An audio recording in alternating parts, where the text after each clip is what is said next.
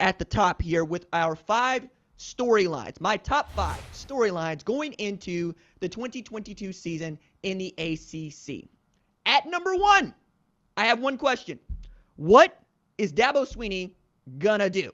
Okay, so the thing about Clemson in 2022 that is most interesting is that they are going to start the season without either Tony Elliott or Brent Venables as coordinators for the first time in a decade.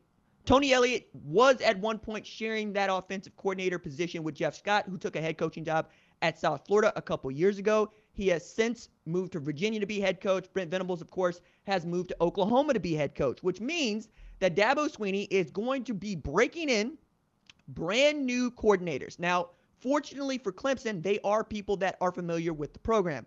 One of the things that I absolutely value about Clemson and Dabo Swinney is that he likes to elevate from within. People that have joined his team, his culture, have opportunities to receive raises, because they're always very well paid, and better titles, right? So now we're talking about what can Brandon Streeter do for that offense, and particularly with one DJ Uiagalelei coming into what I think is a pivotal year for him because this is a draft-eligible year. That said, Clemson wasn't bad last year. They just lost to Georgia, and then we forgot about them. Lost to Georgia in a really, really tight ball game, but it felt not unlike LSU Texas in 2019, when Texas seemed to sell out to try to beat LSU and came up short, and LSU goes off to win a national championship. Clemson sold out to try to beat Georgia, came up short, and finished 10-3. That's not too shabby. But again, you had lots of continuity. You had outstanding players that you have to replace that we'll talk about here in just a little bit of time. So, coordinators, the way in which DJ Uiagalelei tries to return to form in 2022, we'll see. My next question, among our top 5 storylines in the ACC, not really a question. It's a statement. In an era of reconstruction, I am betting on a Freeman. All right. So I, yours truly, have been riding the Marcus Freeman train for 4 years.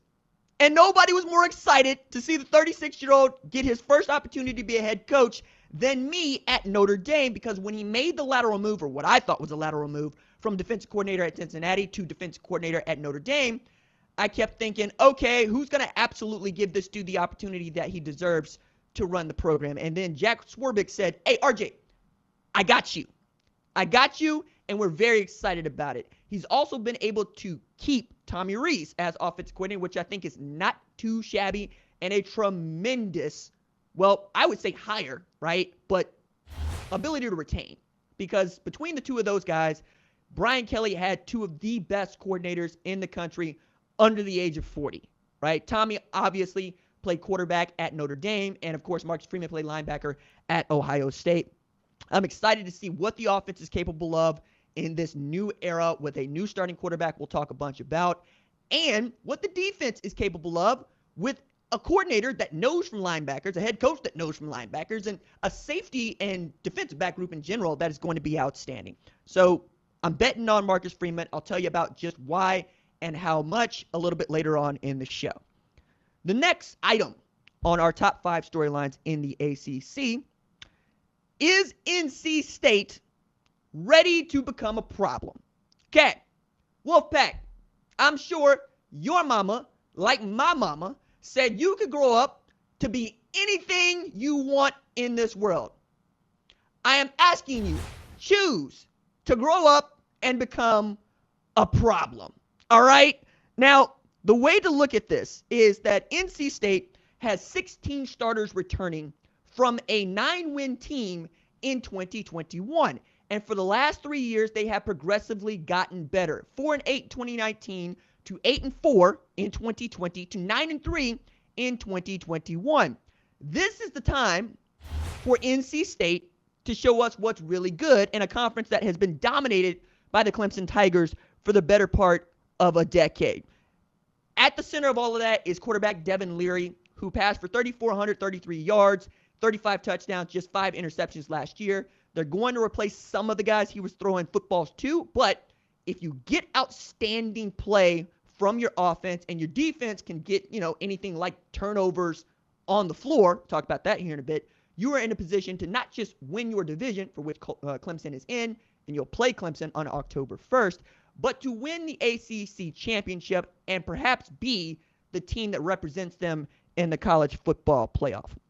Okay, moving from that one to this one, fourth on our list of top 5 storylines. Will Virginia contend for the ACC title? Okay. Bronco Mendenhall shocked us all by just choosing to resign as head coach at a UVA program that had been pretty doggone good as far as I'm concerned. I thought that the Who's were absolutely getting after it when he decided, I don't want to do this anymore, which made room for Tony Elliott to come and take that job.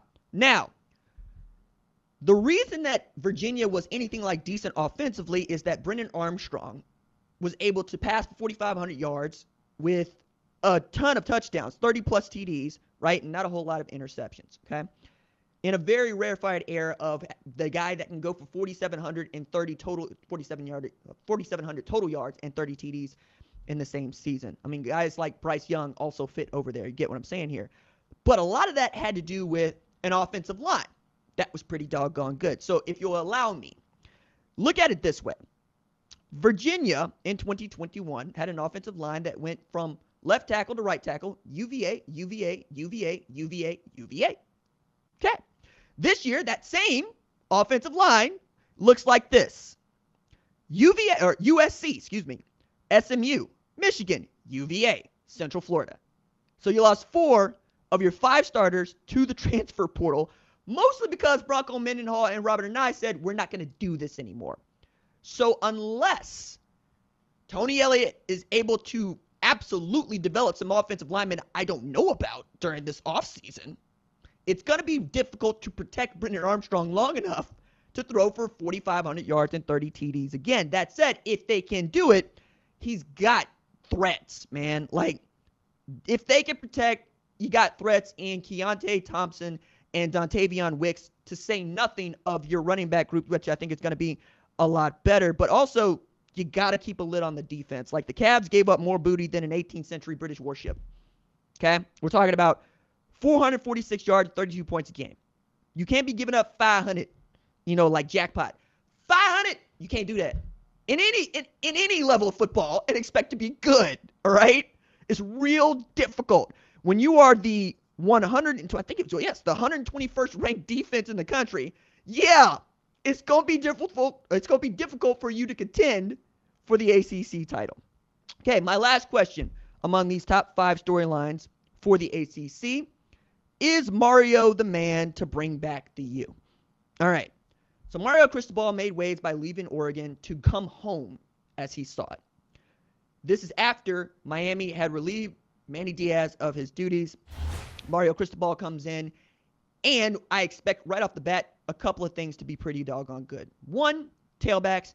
2, the offensive line, because that is what Mario Cristobal does. He is an outstanding offensive line coach, and he brought with him Alex Maribel, his longtime friend that has coached offensive line for him at Oregon and will coach offensive line for him at Miami to help with that. But to bolster that, they're bringing in the reigning Broyles Award winner in the country in Josh Gaddis.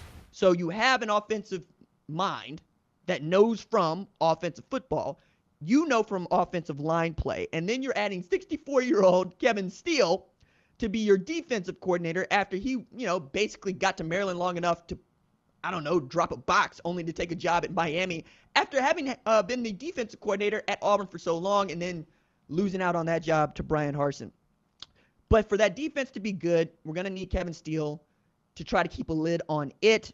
One of the ways in which you can do that is by developing 6'5" safety James Williams into the damn pterodactyl that I think he can be. Okay?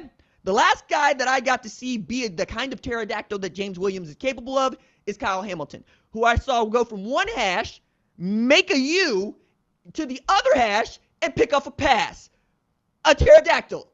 It's his field, wherever it is on a football field. James Williams has that same sort of talent, along with Leonard Taylor, who at the nose tackle position had 9.5 tackles for loss.